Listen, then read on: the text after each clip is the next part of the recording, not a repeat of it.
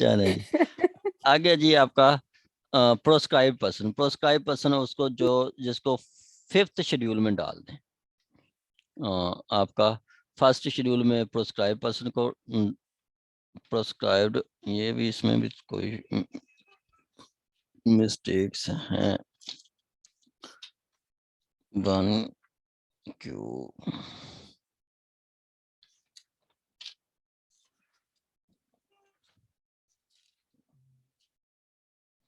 यह पहला क्यू में आपका प्रोस्क्राइब्ड ऑर्गेनाइजेशन है। ठीक है, प्रोस्क्राइब्ड ऑर्गेनाइजेशन फर्स्ट शेड्यूल में आपका प्रोस्क्राइब्ड ऑर्गेनाइजेशन है, ऑर्गेनी। ठीक है, ये आपका 11B में बताया गया, फर्स्ट शेड्यूल में आपका प्रोस्क्राइब्ड ऑर्गेनाइजेशन है। और उसके अलावा प्रोस्क्राइब्ड पर्सन जो है वो आपका 11EE में बताया गया, फोर्थ शेड्यूल में। टोटल इसके 5 शेड्यूल हैं, ATA के टोटल 5 शेड्यूल हैं।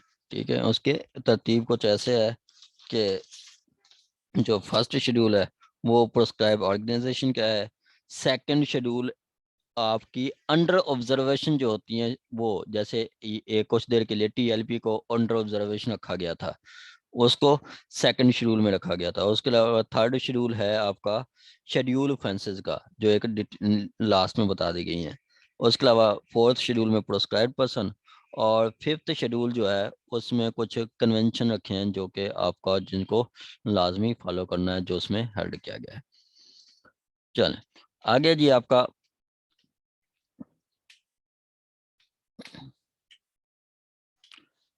Public servant. पब्लिक सर्वेंट वही जो PPC में बताया गया है। ठीक है, PPC में या किसी दूसरे लॉ में जो कि for the time being enforce हो। शेड्यूल मींस इस शेड्यूल में जो बताए गए हैं, जो उसमें 5 शेड्यूल हैं। कितनी? 5 शेड्यूल हैं। ठीक है, ये इसमें 5 शेड्यूल्स हैं। उसके अलावा आपका बता रहा है कि जी शेड्यूल्ड ऑफेंस जो थर्ड शेड्यूल में बताई गई है। सेक्रेटेरियन क्या है? फिरका वारियत क्या चीज़ है? pertaining to या devoted to या peculiar to one which promote interest of a religious sect। ठीक है, या sects, एक फिरके का या एक से ज़्यादा फिरके का, या bigoted या bigoted और prejudicial manner। ठीक है, वो तासुबाना नज़र में प्रिजुडाइज्ड होके, ठीक है, आप जो करते हैं वो आपका मतलब फिरका बढ़ाना है। जैसे आप अपना अहले तशरीह कहें कि जी हाँ, हम ये ऐसे हैं, हम ऐसे हैं, हम ऐसे हैं, हम ऐसे हैं, और आप भी इसी फिरके में आ जाएं। या अहले सुन्नत यही कहें कि जी हम अहले सुन्नत तो बहुत अच्छे हैं, फलां हैं, फलां हैं, फलां हैं। ठीक है, तो वो भी आपका सेक्रेटेरियन में आएगा, कि मतलब एक फिरके को प्रमोट करना आ जाएगा सेक्रेटेरियन में। ठीक है, सेक्रेटेरियन के लिए आप अगर किसी बैंक वगैरह पे अप्लाई करें ना, मैंने अप्लाई किया था 2011 में ऑनलाइन ABL में MCOM के थ्रू, तो उसमें वाज़े लिखा हुआ था कि जी सेक्ट आपका फिरका क्या है, अहले सुन्नत है, तशय्युई है, क्या है।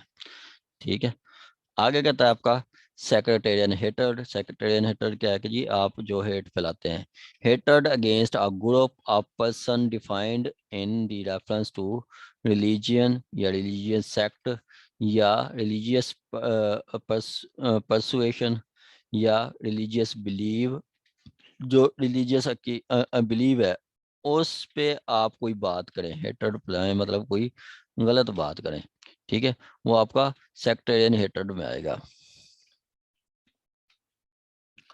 मतलब कोई हेट फैलाना, हेट फैलाना। ठीक है, आप किसी मज़हब के बारे में गलत बात करना।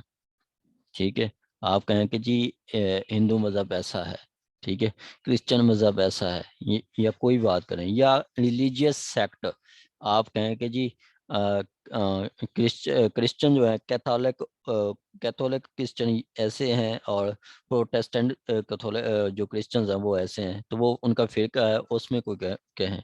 ठीक है, या रिलीजियस परसुएशन, मतलब आपका रिलीजियस परसुएशन में क्या जाता है कि जो आपको जो परसू करना, रिलीजियस को फॉलो करने के लिए, इंड्यूस करने के लिए। ठीक है, आप कहें कि जी आप जो एक मज़हब को आप कहें कि जी लाजमी आप इस मज़हब में आ जाएं, ठीक है, परसू करवाने के लिए, तो वो आपका भी सेक्रेटेरियन हेटेड में आ जाएगा। मतलब आप मुस्लिम अहले तशरीक है, अहले सुन्नत को कि जी आप ये हमारा फिरका अडॉप्ट कर लें, तो वो सेक्रेटेरियन हेटेड में आएगा। ठीक हो गया। आगे कहता है सीज मीन्स कस्टडी और कस्टडी ऑफ मनी या प्रॉपर्टी। जो आपका सीज, जो आपकी होती है ना मूवेबल प्रॉपर्टी, उसको सीज किया जाता है, ठीक है। और जो इमूवेबल होता है उसका कब्जा होता है। ये दोनों पोजेशन में आएंगी, ठीक है। जो आपका मूवेबल है तो वो सीज होगी, और इमूवेबल है तो वो आपका पोजेशन होगा उसका, ठीक है। सीज कहता है कि आपका टेक इन कस्टडी, अपने कब्जे में अपनी कस्टडी में ले आना, या कंट्रोल ऑफ मनी या other property in order to prohibit the transfer, its transfer. जब आप सपोज के गाड़ी अपने कब्जे में ले लेती हैं, तो वो जिसकी होती है वो ट्रांसफर नहीं कर सकता, कन्वर्ट नहीं कर सकता, या डिस्प्ले उसको मूव नहीं कर सकता। सीरियस की जहाँ पे बात आएगी तो dangers to, serious mean dangers to life या प्रॉपर्टी, लाइफ या property. Terrorism means act of terrorism as defined section 6। Terrorism, जितनी भी किस्म की टेररिज्म है वो सेक्शन 6 में बताई गई है। सेक्शन 6 में जो बताई गई है वो टेररिज्म है। टेररिस्ट कौन है? टेररिस्ट कहता है जो एक्ट ऑफ टेररिज्म करता है उसको टेररिस्ट कहेंगे। आगे 6(5) में उसको डिफाइन किया गया है। आगे कहता है terrorist investigation means investigation, investigation of investigation of commission, preparation और इंस्टिगेशन ऑफ टेररिस्ट एक्ट, ठीक है। आप कह रहे हैं कि जी वो टेररिस्ट इन्वेस्टिगेशन कर रहा है, टेररिस्ट इन्वेस्टिगेशन, तो इट्स मीन वो ऑफेंस हुई है उसकी इन्वेस्टिगेशन कर रहे हैं, या ऑफेंस की तैयारी हो रही थी उसकी इन्वेस्टिगेशन हो रही है, या ऑफेंस की इंस्टिगेशन हो रही थी उसकी तैयारी कर रहे हैं। ऑफेंस की इंस्टिगेशन हुई थी उसकी तैयारी कर रहे हैं। आगे कहता है an act which appear to have been done for the purpose of terrorism, ठीक है। ये आपका टेररिस्ट की डेफिनेशन में आ रहा है। उसके बाद कहता है कि आपका एक्ट जो आपने टेररिज्म के पर्पज के लिए किया है, कि आप उन्हें उसको सहूलत करी, या किसी भी कोई भी और एक्ट किया है जो कि आप चाहते थे कि टेररिज्म हो। आज के बाद कहता है रिसोर्सेज ऑफ प्रोस्क्राइब्ड ऑर्गेनाइजेशन। उसके बाद कहता है कमीशन या प्रेपरेशन या instigation of offence under this act, या any other act which for which investigation में necessary for the purpose of this act, ठीक है। अब यहाँ पे टेररिस्ट इन्वेस्टिगेशन की बात आ जाए तो क्या होगी? टेररिस्ट इन्वेस्टिगेशन की बात आ जाए तो वो कहता है कि आप किसी ऑफेंस की कमीशन, प्रेपरेशन या इंस्टिगेशन की तैयारी, या कोई ऐसा एक्ट मतलब which appear to have been done, ठीक है।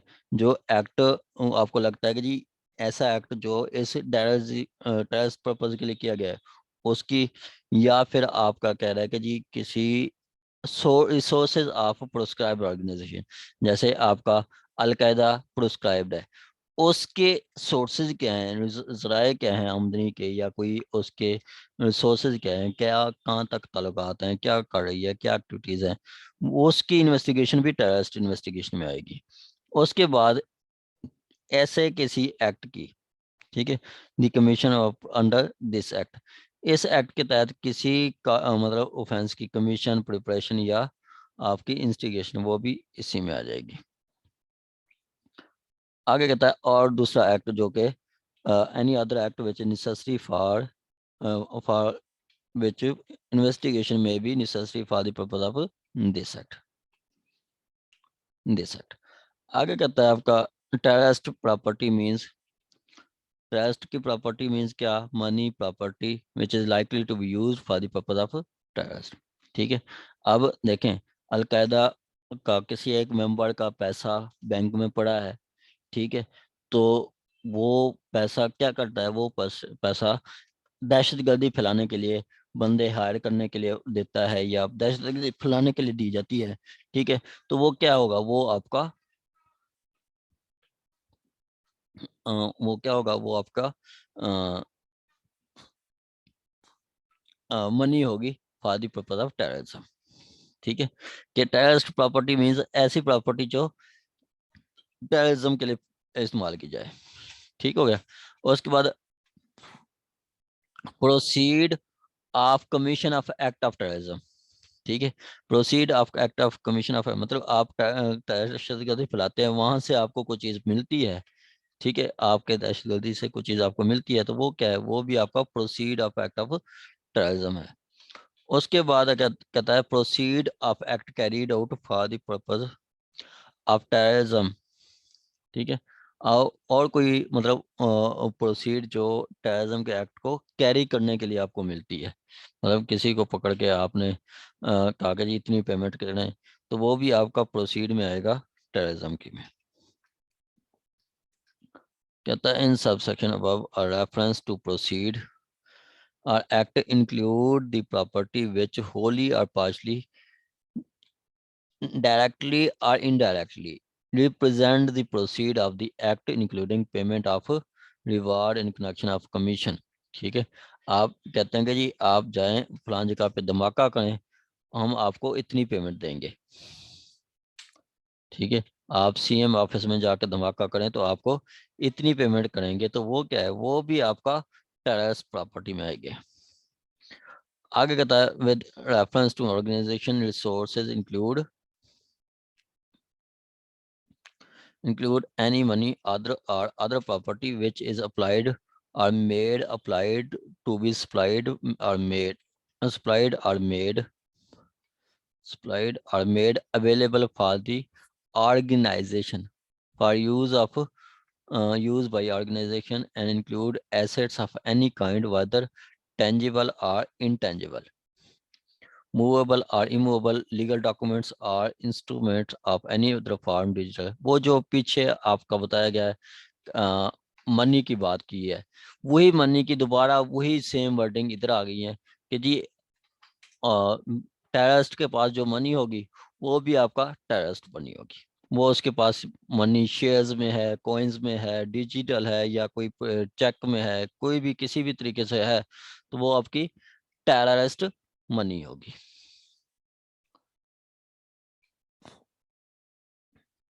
आगे कहता है वेपन, वेपन की पीछे हमने बात कर दी है, पीछे हमने इस्तेमाल की थी आपका वो वेपन, यहाँ पे भी वेपन की बात कर रहा है जो आपका ऐसे आइटम जो से आप किसी को इंजरी काज कर सकें।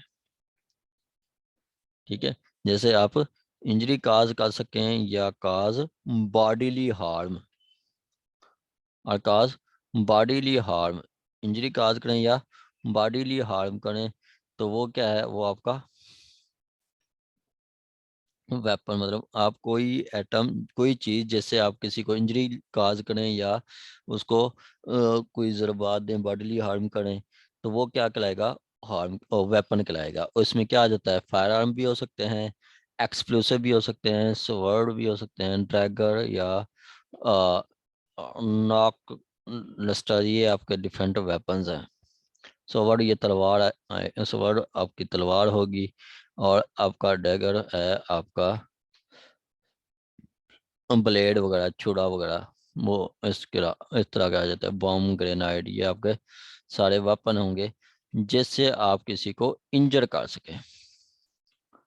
ठीक है, और any other thing which is use causing for the hurt या हार्म या डिस्ट्रक्शन। ठीक है, या डिस्ट्रक्शन द पर्सन और प्रॉपर्टी, या कोई ऐसी चीज जिससे आप हार्म पहुंचाते हैं, ठीक है, डिस्ट्रक्शन करते हैं पर्सन को या प्रॉपर्टी को, टू पर्सन और प्रॉपर्टी। ठीक हो गया जी।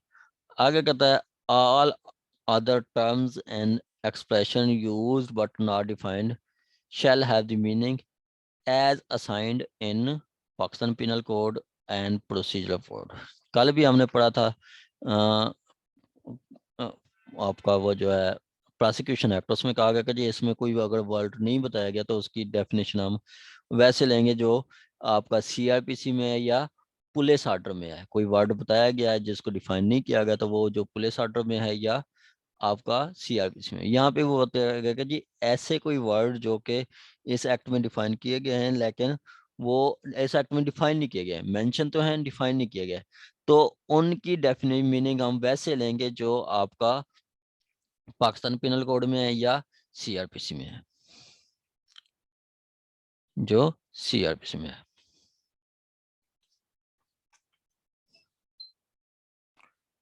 आगे कहता है आपका for calling of arm forces.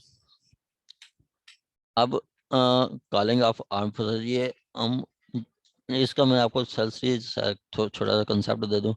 देखें, किसी भी पर्पज के लिए आर्म फोर्स की जरूरत हो तो फेडरल गवर्नमेंट, ये जो आर्मी है ये आपकी फेडरल गवर्नमेंट के अंडर है, प्रेसिडेंट के अंडर है, ठीक है। अब आर्मी को बुलाने के लिए फेडरल गवर्नमेंट तो खुद बुला सकती है, लेकिन अगर किसी सूबे को चाहिए तो सूबा रिक्वेस्ट करेगा वफाक को, फेडरेशन को। फेडरेशन अगर इजाजत दे दे तो फिर आपको वो मिल जाएगी, ठीक है।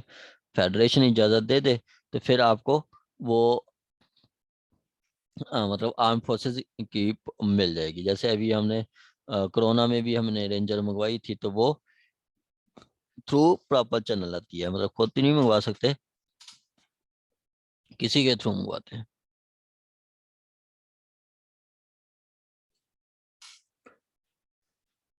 आगे कहता है आपका, कहता है it is lawful for federal government order subject to subsection 2 for for provincial government. Federal government के लिए या प्रोविंशियल गवर्नमेंट के लिए ये लॉफुल होगा कि वो ऑर्डर करे to secure the presence of arm forces, कि जी आप आर्म फोर्सेस मंगवा सकते हैं, ठीक है। सिक्योरिटी आर्म फोर्सेस या civil arm forces for any area for the prevention of terrorism, terrorist act, for prevention and punishment of terrorist act, ठीक है। आप किसी टेररिस्ट एक्ट को रोकने के लिए, ठीक है, किसी टेररिस्ट एक्ट को रोकने के लिए आप फेडरेशन गवर्नमेंट, फेडरल गवर्नमेंट खुद मंगवा सकती है या प्रोविंशियल गवर्नमेंट वो सब सेक्शन 2 के तहत, मतलब वो इजाज़त लेके, ठीक है, वो मंगवा सकती है टू किसके लिए, for the prevention and punishment of terrorist act and scheduled offences in accordance with the this act। आगे कहता है if the opinion of provincial government that the presence of armed forces या civil armed forces is necessary। अब provincial government को लगता है कि जी हमें आर्मी बुलानी चाहिए, प्रोविंशियल गवर्नमेंट को लगता है कि जी हमें आर्मी बुलानी चाहिए, ठीक है, in order to prevent the commission of, in order to prevent the commission of terrorist act या schedule offence in any area, it may request the federal government, ठीक है। तो ये क्या करेगी, ये खुद तो नहीं बुला सकती, ये रिक्वेस्ट करेगी फेडरल गवर्नमेंट को टू डायरेक्ट द प्रेजेंस और पोस्टिंग ऑफ यूनिट और पर्सनल द आर्म फोर्सेस और civil arm forces in such a number as deem necessary. वो बताएगी कि जी हमें 20 फौजियों का दस्ता चाहिए या 50 फौजियों का दस्ता चाहिए या हमें 15%, या हमने हमारे पास जो एक इल्तिजा हो रहा है जो कि इश्तिहार फैला रहे हैं, ये वर्कर्स हैं, ठीक है, और वर्कर्स हैं 1,000 की तादाद में, तो उसके लिए हमें जो है कम से कम 200% का दस्ता चाहिए, तो वो नंबर भी बताएंगे कि जी इतनी नंबर का दस्ता हमें चाहिए for the prevention of or prevention or control of terrorist act or schedule offenses, ठीक है। तो क्या करेगी, रिक्वेस्ट करेगी प्रोविंशियल गवर्नमेंट फेडरल गवर्नमेंट को, ठीक है, रिक्वेस्ट करेगी। आगे कहता है द फेडरल गवर्नमेंट में डिसाइड, अब फेडरल गवर्नमेंट ने डिसाइड करना है ठीक है, फेडरल गवर्नमेंट ने डिसाइड करना है। ठीक है, फेडरल गवर्नमेंट में decide whether requirement or situation of development of armed forces, civil armed forces or आपका civil armed forces या armed forces, and so deciding by means of notification official gazette, by so deciding shall by the means of a notification on official gazette issued under class 1 और B, मतलब class 1 आपका civil arm forces, class B आपका arm forces, or both या दोनों, authorise and direct the posting thereof. ठीक है, अगर उसको लगता है फेडरल गवर्नमेंट को कि जी ये ज़रूरी है, तो वो नोटिफिकेशन कर दे कि जी ये पर्सन जो है इतनी जो है आर्म फोर्सेस या सिविल आर्म फोर्सेस या दोनों जो है पोस्ट कर दी जाए पंजाब में। जैसे आपने पढ़ा देखा था कि जी पंजाब में कोविड की एसओपीज को इम्प्लीमेंट करवाने के लिए रेंजर्स आ गई हैं पंजाब में। तो रेंजर्स जब आई थी तो रेंजर्स के लिए नोटिफिकेशन इशू हुआ था, रेंजर्स को के लिए नोटिफिकेशन इशू हुआ था, वो फेडरल गवर्नमेंट ने इशू किया था। ठीक है, आगे कहता है आपका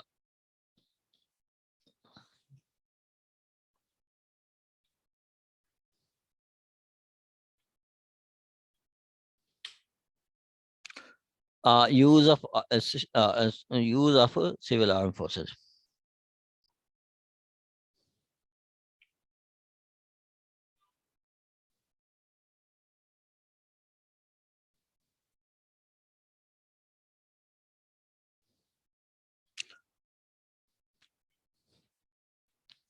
कहता है use of civil arm forces to prevent करने।